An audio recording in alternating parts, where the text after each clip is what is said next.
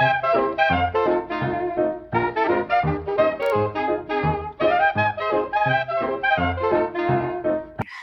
Dr. Professor.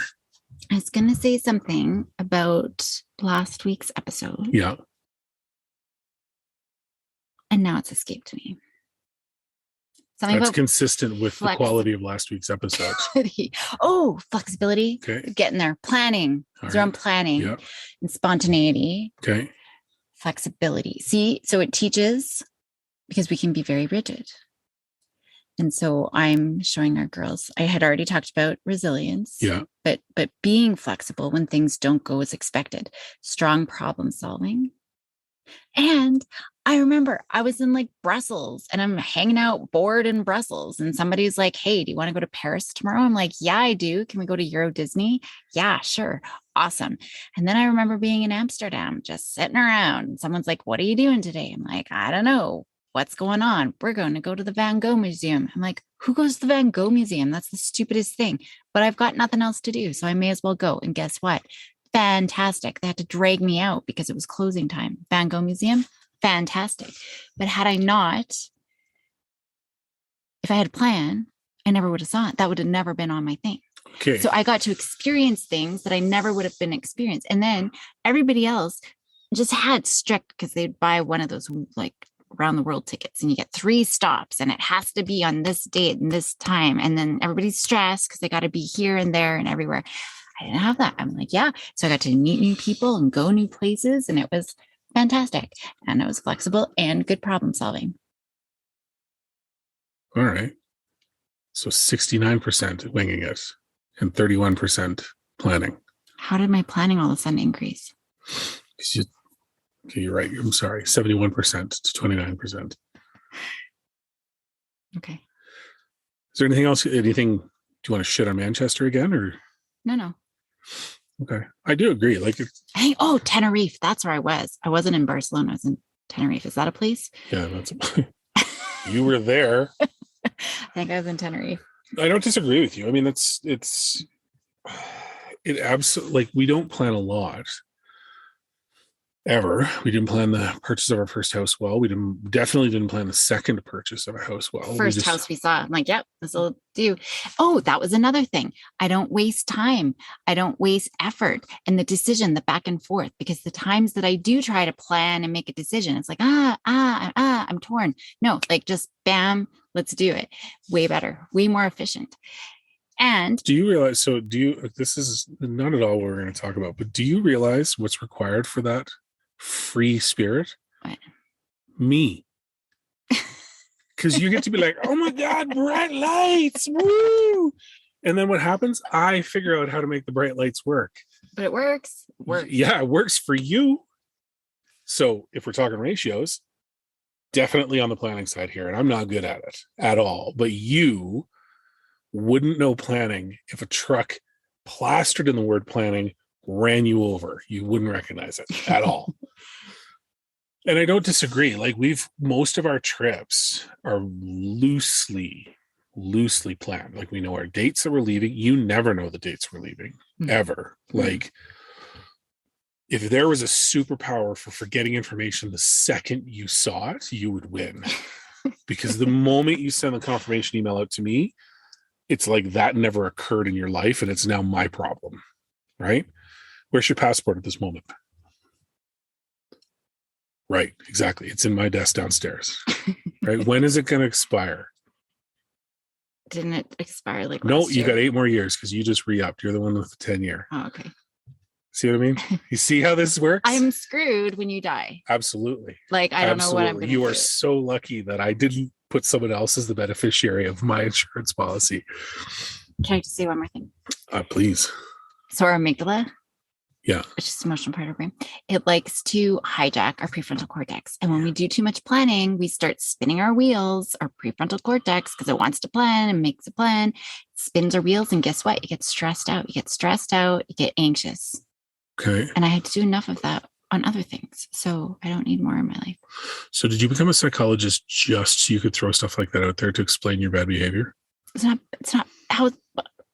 bad behavior. It's a fantastic behavior. How is it bad behavior? Again, I'll refer to my earlier comment of who shoulders the load? That's on you. You're enabling me then. That's a whole other episode of how we enable. Man. We enable children. All right. Good evening, Dr. Professor. Hello, Andrew. Thank you for joining me. Now I'm more worked up with the previous conversation, and I'm not sure how this is going to go tonight. I have one question for you this evening, potentially follow-up questions. When it comes to your children's unique personality traits, how do you protect them and foster them to remain those unique individuals? Yeah. Fun fact. This is Dan Yuko's question. Oh. Well, the basis of it, yes. Because of his childlike joy for life? No. Joy for Star Wars? No. Helmets with Bluetooth so we can make professional calls wearing a Star Wars helmet. No, it just came out of a conversation we had today. So his was more related to social media, but I figured we've already covered that. So the modification is essentially out of the unique traits you see in your children, which every kid has their own unique quirks and whatever. Assuming those are positive traits, how do you protect them and foster them so they carry them through their life? And essentially, it doesn't get beat out of them. Yeah.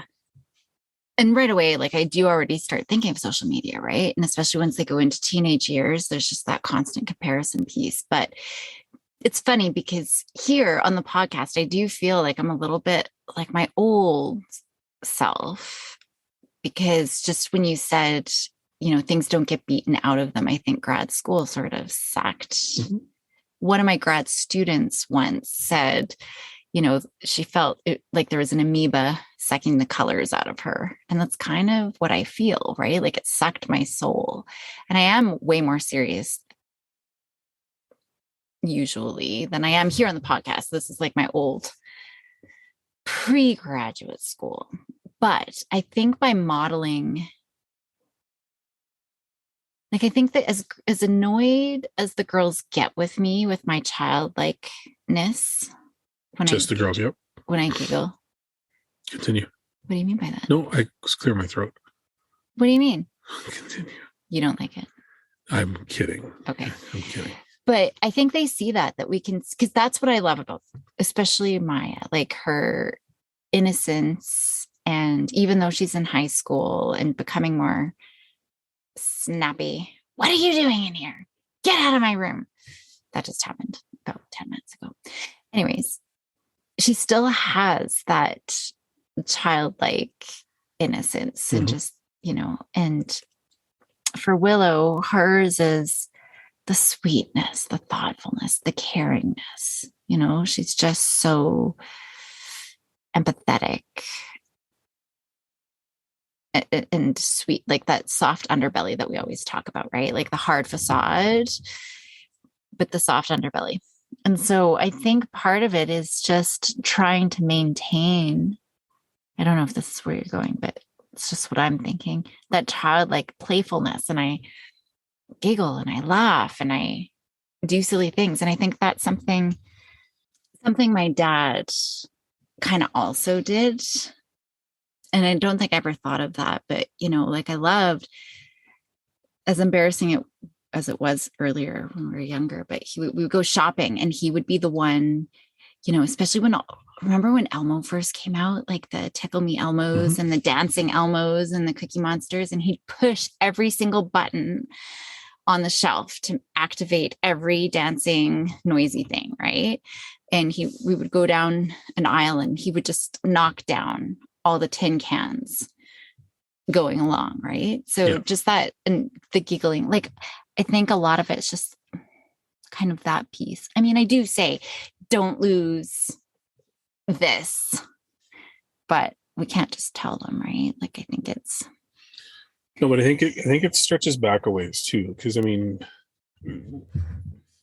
I remember, so when the kids were little, we've never enforced wardrobe on the kids ever. Yeah. And I remember one mom while we were waiting in line one morning, commenting on how interesting Maya's outfits always are, as her child was decked out in what must have been a $300 outfit for a 5-year-old. Perfectly coordinated. Yeah, perfectly coordinated, amazing. It looked phenomenal, guaranteed to have mustard on it before noon. And I asked her, I said, well, who picks her clothes? Your kid's clothes. Well, I have to lay it all out, and then it's a fight to get it on. And I'm like, so why are you doing that? Like, I can probably guess it was one of 3 outfits at the time, which was something tutu related, something pajama bottom related, and then whatever bright sparkly top she could find. I know exactly what it was. It was a homemade blue, bright blue Christmas skirt with the red piping and Christmas, like it was tacky with a tutu. Yeah. And leggings, like totally uncoordinated leggings. But that was to me the first time I remember an external party trying to push something on us. And we didn't do it for anything other than it was just easier. Pick what you want, but you got 5 minutes to have clothes on. And she was so excited when she came down with these monstrosities. And let's be clear, they were horrifying to look at most of the time. They were not good looking outfits. But she was excited. She couldn't wait to show the world. She was happy. There was no fight. Feed her out the door. So that's a practical defense of that uniqueness, right? Mm-hmm. It served us to not defend it. Mm-hmm.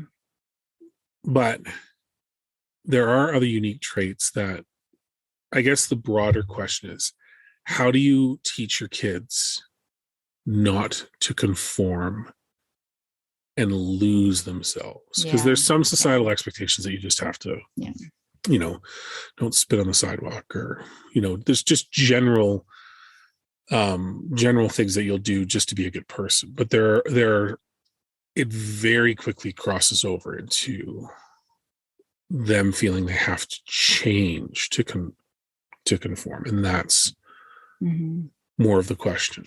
So I think there's a few pieces, one, the modeling still, right?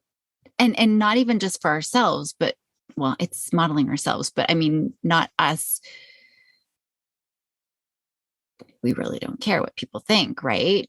So there is those silly things, but also not being judgy. And I know that we can be judgy, but it's always like, oh, dude, what do you guys say when dude doesn't, like, if somebody doesn't brush off their car with snow?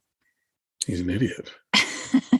So we say something like, oh, there's a lazy guy or something. Well, there's certain trained things. Like the big thing lately is every night when I go out, if we're out, someone doesn't have their lights on. Right. That's the new thing. But it's just, so it's like judginess like that, but we're not judgy, right? And we are, I think, very open to creativity, even just downstairs in our main room, like our main front living room that people have beautiful. I don't even think people in their own home use those rooms. At least in some of our friends' houses, I've never seen people ever use those rooms.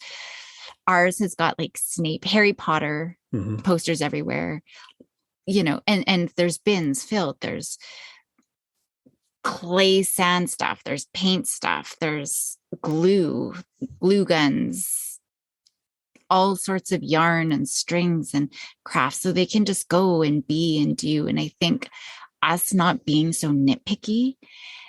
And I think, I work a lot with parents about what are your red lines? Your red lines are your non-negotiables, right? Mm-hmm. And so don't touch my stuff. That's fine. Mine is blood and broken bones. I will step in if there's going to be blood or broken bones. So with sibling rivalry, for example, they know that I'm not going to engage if they're just yelling, mom, whatever, right? It doesn't matter. I don't we get on our girls' cases, but we're not so, I just know so many families who are so stressed out about messes around the house and just always fixing their kids, fixing. Even having a Christmas tree, one kid's Christmas tree and one super fancy family one that the kids can't touch, right? And I think I've fallen into that a couple of times, but I really try. Like, we're going to make a birthday cake and we're all going to decorate it, and it's going to look whatever it looks like. It's going to look beautiful no matter what. And I think that there's those kinds of things, right? Where perfectionism starts to set in when we're always nitpicking. And I know I'm not perfect at it all the time, right? It's not a matter of perfect, but it's interesting to hear you say that, because just when you were baking for the birthday party, you were on myself. And Willow, it was her birthday cake and her cupcakes, and she was, it's okay, Mom, it's going to be great, Mom, it's going to taste so good, Mom. I know, you were knee deep and kicking your own ass. It was something. I know, that is one thing I really do need to get better on, because that's still sending them messages, right? But when they do it, it's beautiful, right? Like, it's. Do you think they believe us though? I am a bad role model when it comes to myself, but I think so. Like, I think Willow will question, like, do you really? I'm like, dude, I would tell you. And we're pretty honest most of the time. Like, that looks like garbage. Not anything that they do or make, but like, oh, what did you do with your, I don't know. I think that they trust us and believe us. And we don't lie to them. Like, no, we don't lie to them. No. If you make me a trash cupcake, I'm going to tell you that's a trash cupcake. Yeah. No, I'm kidding. But I do let them make. Remember those fennel pork chops she made when she was like 2 or 3 years old? Like, those are amazing. Amazing. And so, I mean, we're not perfect. There's lots of things, like, I would love to say all the time they can do whatever they want and complete freedom, and but personally, I think that's one thing that we're sort of doing, how to continue to protect that. It does get trickier. Well, it does. It absolutely gets, because there's a lot of stuff we don't see anymore, right? Like, up until now, they've been joined at the hip. We don't leave the house. They don't leave the house without one of us with each other, right? So it's a lot easier to protect them from all that stuff. Like, I remember when Willow was little, she had a bump on her nose, and it was a recurring problem that eventually needed surgery to get fixed. But it was unbelievable how people called it out to her, right? And she was little, like like 3, 4, and 5 by the time we got it fixed. She was old enough to get it fixed. And in that time, what boggled my mind was it didn't bother her until people started looking at her and going, "Oh, sweetie, what's wrong with your nose?" Yeah. And it was just the phrasing of it that always drove me nuts. But that was one of the first times that, like the pajama things was really benign. It was like, whatever, like, why would you go through that? Yeah. This was more, it wasn't anything other than to protect her, that we had an exchange where I had to sit her down and say, look, like, you don't have to answer that question. There's nothing wrong with you or your nose. It's just something that we need to take care of, right? So if anybody ever asks you a question about it and you don't want to answer it, you just tell them you don't want to, or you tell me and I'll tell them that you're not going to answer it. And that was just to try and make her feel okay about it, because at that point she was, why can't I have a beautiful nose? Like, why is my nose so different? Blah, blah, blah. So it was obviously affecting her, right? And she was the cutest little thing. Like, she was just perfect. And it happened within a week or two of us having this conversation where someone pointed out her nose again. And so same thing. And it was a grown man. I think we're at Home Depot. I was going to say, yeah. And he just, out of nowhere, "Oh, sweetheart, what's wrong with your nose?" And it was the first time it had happened since we had our conversation. So it was interesting to watch how she dealt with it, which was, she told me to tell this guy to go away. And I... Like, in front of him. Right in front of him. Yeah. "Daddy, tell this man to go away." Yeah. And this man was not a man of large stature.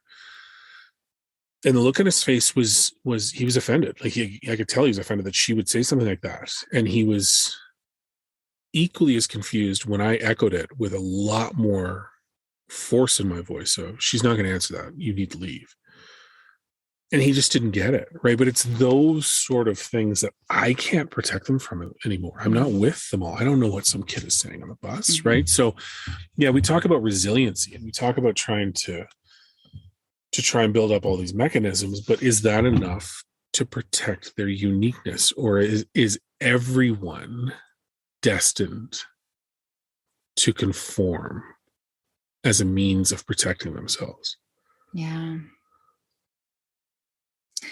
I would love to, but I'm already seeing changes in Maya now, Totally. starting high school, and I think that we can do, it's just like, I remember having the conversation with you just around food, right? Or maybe it was even with your mom, where, it was probably your mom who's like, well, you can't protect them from everything and eating healthy all the time. I'm like, no, in my house, though, I can instill these values and I can instill what's important, whether it's healthy eating, healthy media use, yeah, stand up for yourself, wear whatever you want. I can do all of those things.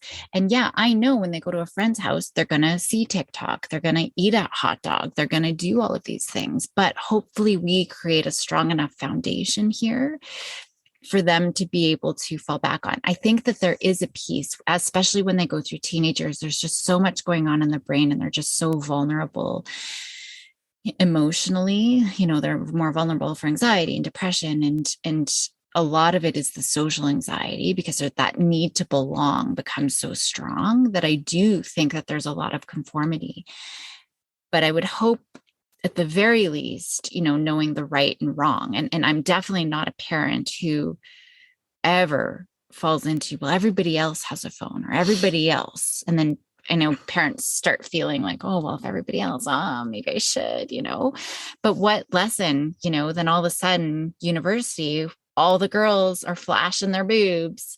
Well, everybody else is. Mom and dad, well, when everybody else is, okay, we'll get you a phone, or okay, we'll get you this or whatever, right? Did you just say flashing your boobs gets you a phone? No. But okay. Previous, if mom and dad are like, well, everybody else, okay, we'll get it for you because we want you to stay connected or whatever it is, right?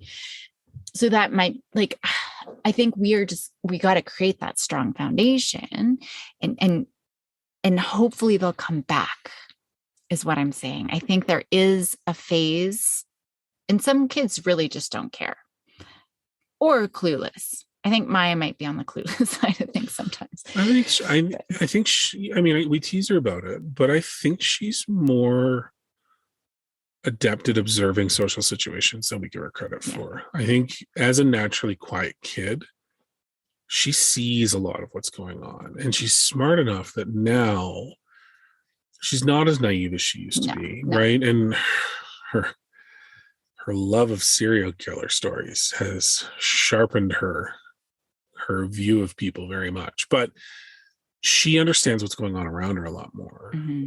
And she doesn't choose to engage in it, but you're right, there are cracks in that where you're starting to see a teenager come through. But there is also, and now in saying that, there are some aspects of her that she don't give a flying hoot what other people think, like the serial killer. She actually kind of really owns that identity for herself, not caring. And I think there's some pieces that she really does enjoy regardless of what other people think of her. Yeah, that is true. And even as a kid, she really latched on to the music thing. She was never a huge music fan, but I would hear her parrot what I would say about music. Mm-hmm. Too. I remember coming home one day and in a fight because someone said Taylor Swift was better than the Beatles, and the kid didn't even know who the Beatles was, and she was upset. Mm-hmm. But I don't know if she was really upset because she was upset, or she was upset because someone was bad-mouthing something she heard me say, right? But out of that, she's always liked to have something that she has a strong stance about, and then she just kind of, you're right, she owns it. Mm-hmm.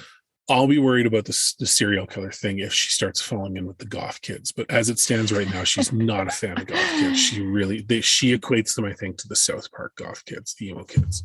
But I think for us, like I said, the modeling my own childlike and embracing that, but creating that foundation and, going back to the clothes. I'm not nitpicky. I'm sure that there are parents who would look at her and you're going out in that, really? But we don't. We don't attack their style, their music, their anything, I called Maya homeless the other day. I said she looked homeless when she dressed. And then she laughs, right? Okay. And then she laughs and she knows, like, I totally look homeless today or whatever. Yeah. And she's still around us, still herself. She can still laugh. She can still wear pajamas, like I think that's where we help her at least be that one place where she's safe to be. Okay. So for people listening, then, sorry, for the person listening, Mom. And even Mom was like, I'll just like check in. But I'm not going to listen to the whole thing. So I love about your mom. She's like, yep, that's them. And she's done. So what steps so two parts for people on the younger spectrum of having kids, right? Because we've got friends and associates that have younger kids. What can they do to try and foster that same foundation? And then for those that have more older kids, right, more our age kids, what can they do to try and bring back some of that protectionism? Yeah. So for younger ones, well, and would love to hear your thoughts too. So you can add on anything to mine. But for younger kids, like, I do think, first of all, we've already done the screen thing, but it's being able to give opportunities to explore so that they can try lots of different things.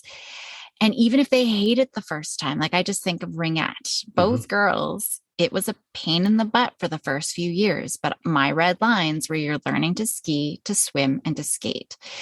Come U14, then you can make a decision to stop but then I'll know you've got the skills that you need to be able to skate for a lifetime, for example, right? So there's some things that you can kind of lay down, and I'm glad because now they're phenomenal. Like even skating backwards, my forward skating, I can't keep up with them. So I think it's being able to give lots of opportunities to be themselves and to try things and to fall down and to make a mess and to help you decorate a cake. And it's not going to be perfect, but they're going to love it. To be able to dress themselves and to go and look like they're homeless at school. Like, I think all of those pieces are going to be really important because we're always telling our kids, clean up, like how you look, right? And go brush your hair, and you stink, and we're always fixing them. And then when they're upset, we're telling them to calm down and no, you're not really scared, or, so then they're always questioning themselves, right? They're always questioning even how they feel. I must feel wrong because I'm being told it's not a big deal, but to them it is a big deal. Yeah. So I think it's all of those pieces where we're validating them and we're seeing their perspective and we're allowing them to explore, right? So that is going to be really important to build those foundations. Older, it's the same sort of thing. But what's going to be even more important is that they can come home and have a safe space. And I've talked before too about how parents respond just in a punishing way. So whatever the kid's coming home, maybe I got into a fight with my best friend, or I broke up with my boyfriend. Oh, kiddo, there's a million other fish in the sea. That's not validating, right? That's minimizing their experience. Or I broke up with my friend, right? We're trying to fix it. That's not helpful.